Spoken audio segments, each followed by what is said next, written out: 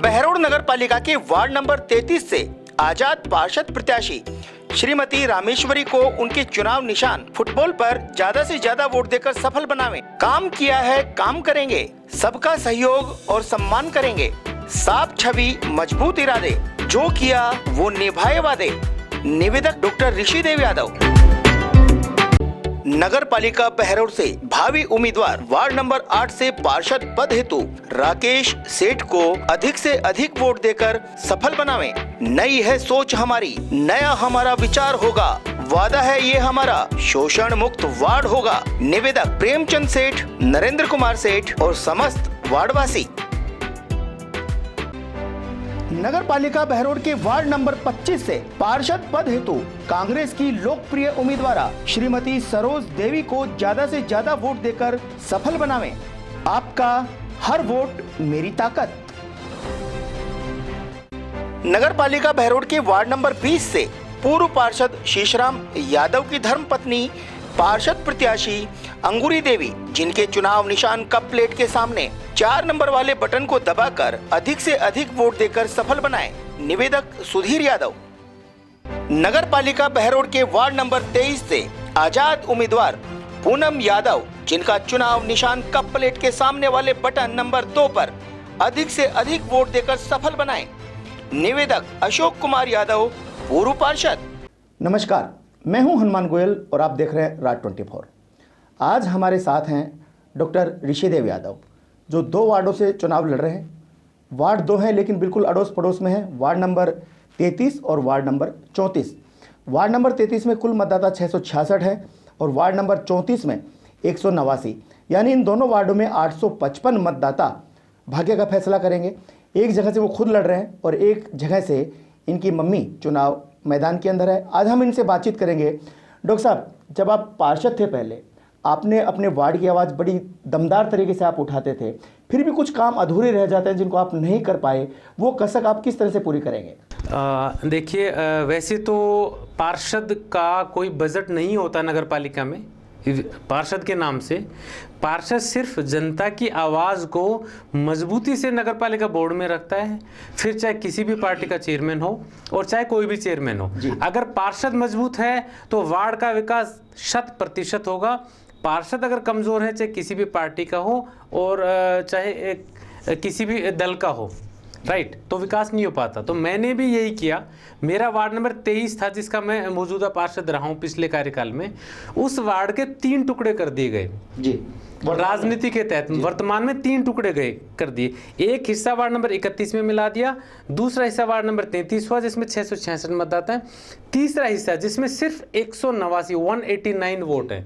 ठीक है, ये सिर्फ एक राजनीतिक है। पूरे बहरोड शहर में सबसे छोटा वार्ड, 189 मतदाता जी। अब आप समझ सकते हैं कि वोटर लिस्ट में तथा वार्ड के सीमांकन में कितना भारी लोगों का दबाव रहा है और किस तरह की गड़बड़ियां हुई। अगर सपोज करो वहाँ पे 4-5 कैंडिडेट खड़े हो जाते हैं तो अंतर बहुत कम हो जाता है।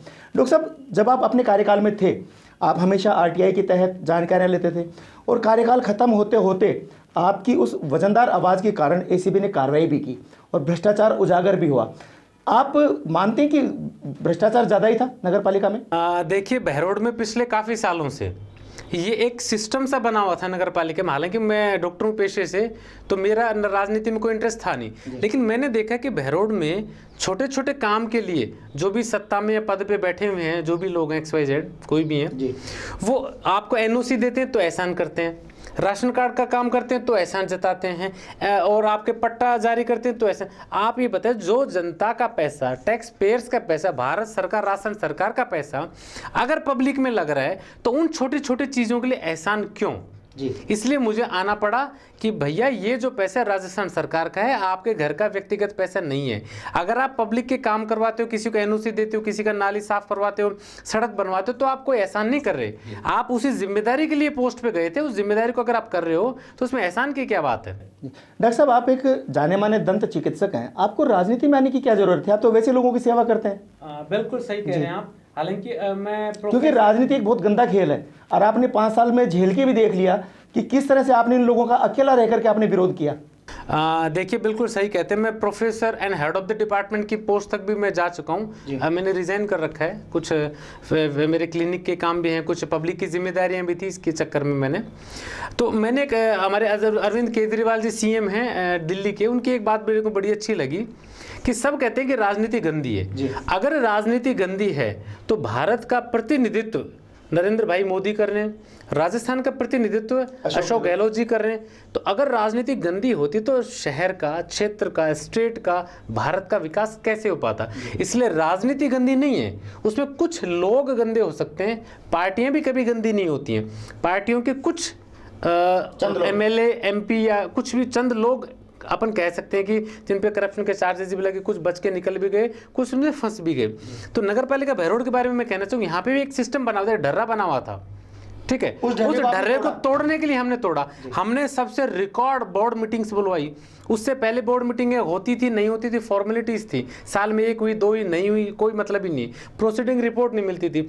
नगर पालिका बोर्ड की जवाबदेही नहीं तय की गई थी। हमने उस जवाबदेही को तय करवाया, हमने काम करवाया, हमने आवाज उठाई, और जिसका रीजन ये मिला कि नगर पालिका बहरोड पर भ्रष्टाचार की कार्रवाई हुई और बहुत सारे लोग जेल भी गए उसके अंदर। जब कुछ था तभी तो गए ना। और मैं ये कहना चाहता हूँ इसके अंदर एक चीज और, ऐसा नहीं कि नगर पालिका के हमारे जो कर्मचारी, अधिकारी जो जेल गए, जो पकड़े गए किसी भी एक्सवाइजेड रीजन की वजह से, यही लोग थे, ऐसा नहीं होता। देखो नगर पालिका की जिम्मेदारी 2 लोगों की होती है, एक चेयरमैन और दूसरा अधिशासी अधिकारी। दोनों लोग बराबर जिम्मेदार होते हैं। अगर नगर पालिका में कुछ गड़बड़ चल रहा था तो बहरोड चेयरमैन, तो हालांकि नीलम यादव थी, हमारी बहन बराबर है, लेकिन उनकी जगह उनके चाचा जी सारा काम संभाल रहे थे। ये सारे बहरोड में सबको पता है। तो उनकी नजरों से ये सब चीजें कैसे छुप गई, तो ये एक सोचने वाली बात है। इसके 2 ही मतलब निकलते हैं, या तो उनको पता था और एक्सक्यूज मी उन्होंने बोला नहीं जानबूझ के, या वो सक्षम ही नहीं थे कि मैं सारा काम संभाल पाऊं। और नगर पालिका पर जो इतना बड़ा दाग, इतना धब्बा शहर के ऊपर जो काम लगा है, वो हमारे शहर के लिए, मेरे लिए, आपके लिए, सबके लिए एक बड़ी ही शर्म की बात है। डॉक्टर साहब, एक आप कांग्रेस के कर्मठ सिपाही थे, आपने पार्टी क्यों छोड़ी और भाजपा क्यों ज्वाइन किया? अब उसका मैं आपको रीजन बता देता हूं। देखो मैं हमेशा शुरू से ही आदमी की क्वालिटी और उसकी खुद की जो छवि है, मैं उस पर ज़्यादा डिपेंड करता हूं पार्टी के बजाय। मेरे लिए जितने भी राजनीतिक दल हैं सारे बराबर हैं, चाहे वो कांग्रेस हो, बीजेपी हो, सपा हो, बसपा हो, ठीक है। मैं साफ, सक्षम और स्पष्ट लोगों का ज्यादा फेवर करता हूं। पार्टी मेरी कांग्रेस थी, मैंने पार्टी के लिए अच्छे से काम किया। अब मैं बीजेपी में हूं, बीजेपी के लिए भी अच्छे से, ईमानदारी से, जी जान से काम। लेकिन अगर पार्टी में कुछ गलत लोग होंगे तो मैं उनका समर्थन नहीं करूंगा, चाहे वो बीजेपी हो चाहे कांग्रेस हो। उनका विरोध आप अब भी करेंगे अगर गलत है तो? 100% करेंगे, पार्टी में रहते हुए करेंगे। डॉक्टर साहब, अब सवाल उठता है वार्ड का, क्योंकि नगर पालिका चुनाव है। इन दोनों वार्डों में आप क्या विशेष योजना लेके चल रहे हैं कि अगर मैं, जनता ने मेरे को दोबारा, क्योंकि आपने पिछला कार्यकाल आपने अच्छा किया, अगर दोबारा आपके कंधों पे पदभार संभाला तो आप क्या विशेष करेंगे इन 2 वार्डों में?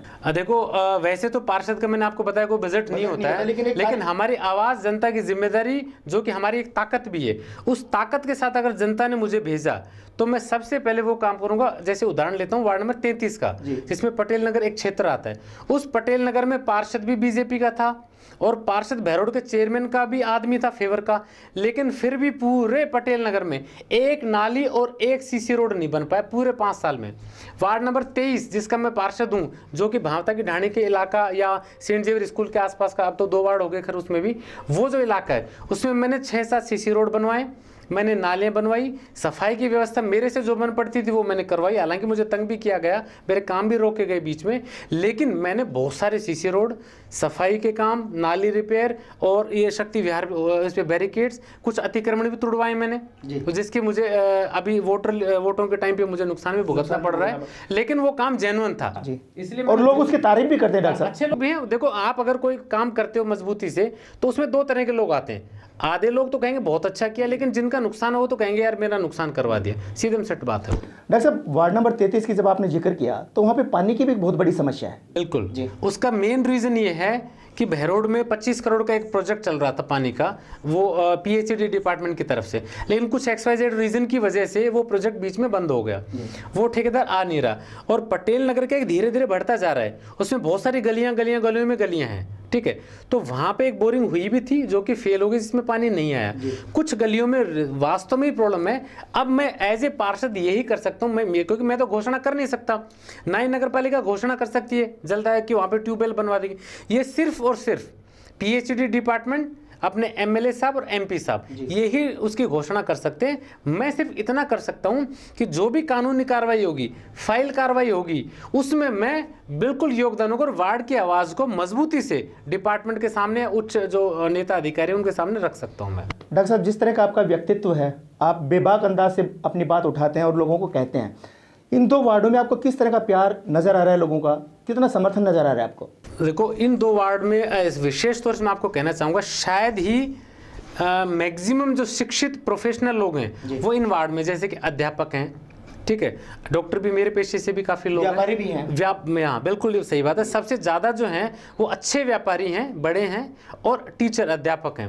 ये इतने हाईली एजुकेटेड है कि इनको सही और गलत का पता है। कुछ लोग उल्टी सीधी चीज़ों से गुमराह करते तो वो गुमराह भी नहीं होते हैं। दूसरा, वो सभी से बड़े अच्छे से बिहेव करते हैं। जितने हम जैसे 4 प्रत्याशी हैं उसमें, तो चारों से अच्छे से बिहेव करते हैं, ठीक है। हमें भी उतने सम्मान देते, बाकी सबको बराबर सम्मान। तो इससे अच्छी बात क्या हो सकती है कि भाईचारे से वो हम चुनाव भी लड़ रहे हैं और भाईचारे से किसी को द्वेष भावना भी पैदा नहीं होती। इतना अच्छा एजुकेटेड वार्ड है मेरा। इसके अलावा कुछ आप संदेश देना चाहें, कुछ वार्ड वालों को कहना चाहें जो आपका एजेंडा हो उन 2 वार्डों में?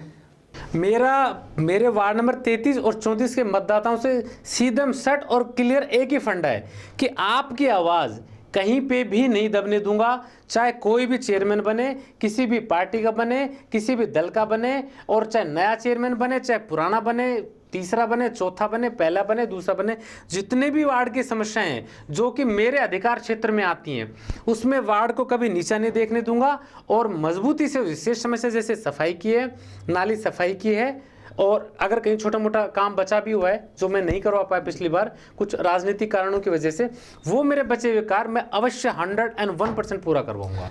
डॉक्टर साहब, वार्ड नंबर 33, वहाँ पे अक्सर लोग, व्यापारी लोग ये कहते हैं कि यहाँ पे सुरक्षा की दृष्टि से जो व्यापारियों के अंदर एक डर होता है, कैमरे नहीं है, कचरा पात्र नहीं है, नालियाँ साफ नहीं होती, उसके लिए आप क्या अपनी तरफ से कहें? क्योंकि आपने स्पष्ट कर दिया कि पार्षदों के पास में कोई विशेष बजट नहीं होता है, लेकिन आपके अंदर कार्य क्षमता है, इसलिए लोग उम्मीद करते हैं कि हम ऐसे पार्षद को चुनें जो हमारी इन छोटी मोटी समस्याओं का हल करे।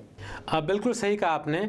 देखो, बहरोड में हमारे नगर पालिका पिछले कार्यकाल में हमने सुरक्षा की दृष्टि से हमने 20-25 लाख रुपए से कैमरा लगवाए, मेन स्थानों पे लगवाए, जिसकी स्क्रीन जो है पुलिस डिपार्टमेंट में, लेकिन वो कैमरे भी मेरे ख्याल से 20% खराब है। बिल्कुल, उसका रीजन मैं आपको बताता हूँ। वो कैमरे जिस कंपनी से लगवाए गए, उस कंपनी से नगर पालिका ने करवाया काम, और रिपेयर मेंटेनेंस का 5 साल का उसका टेंडर वो हमने पुलिस डिपार्टमेंट को हैंडओवर करवा दिया।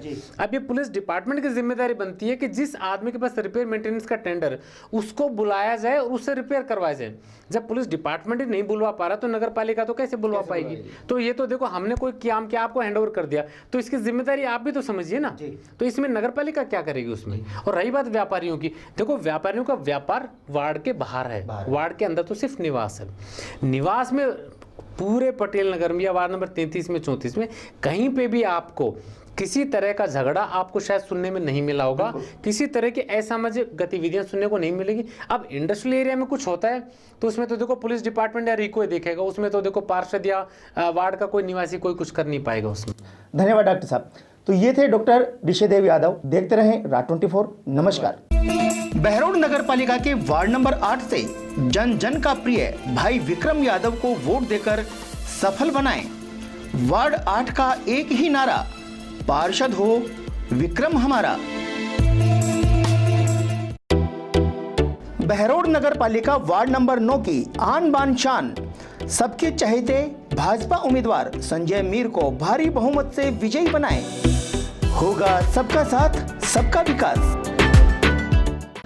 बहरोड नगर पालिका के वार्ड नंबर 7 से पूर्व प्रधान राम सिंह यादव की पौत्र वधू श्रीमती माया देवी को ज्यादा से ज्यादा वोट देकर सफल बनाएं। हाथ जोड़कर अपील करता है भाई अमित, चाचा चाची ताऊ ताई वोट डालना परिवार सहित। बहरोड के नगर पालिका वार्ड नंबर 2 से भाजपा उम्मीदवार प्रशांत कुमार यादव को अधिक से अधिक वोट देकर सफल बनाएं। वार्ड नंबर 2 को नामदार नहीं कामदार चाहिए। बहरोड की वार्ड नंबर 16 से भाजपा प्रत्याशी भाई हरीश झिमरिया को अधिक से अधिक वोट देकर सफल बनाएं। मेरा हर क्षण, मेरा हर कण आपके अधिकारों के लिए।